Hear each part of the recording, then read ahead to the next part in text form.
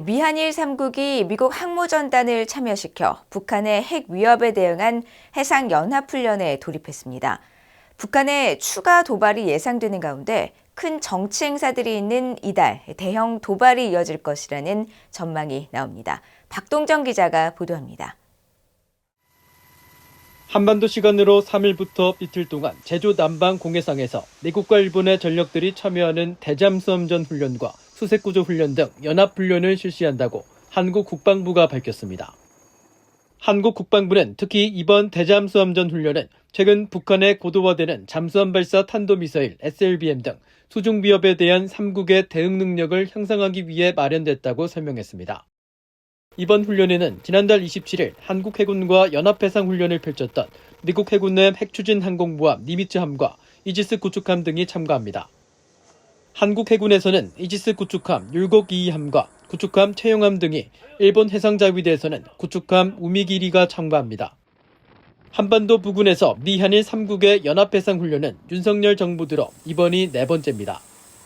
앞서 지난해 9월 동해상에서 핵항공모함 로널드 레이건함이 참가한 가운데 대잠수함전 훈련을 펼쳤으며 작년 10월과 지난달 22일에도 독도 인근 공해상에서 미사일 방어 훈련을 실시했습니다.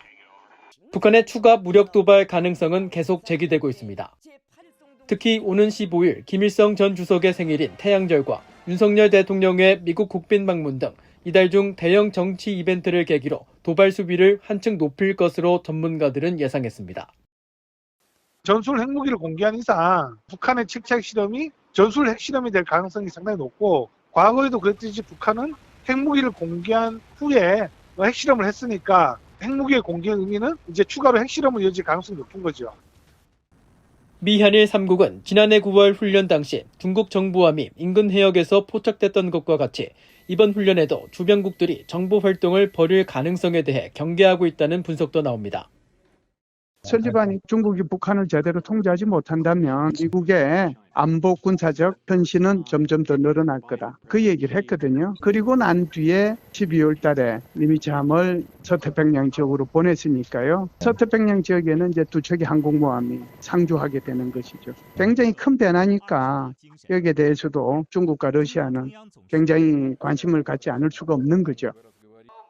전문가들은 북한이 이달 중으로 예고한 군 정찰 위성 발사를 비롯해 ICBM용 고체 연료 엔진 연소 시험과 정상각도 발사, 핵탄두 소형화 성능 검증을 위한 핵실험 등이 가능한 도발 유형으로 지적했습니다. VOA 뉴스 박동정입니다.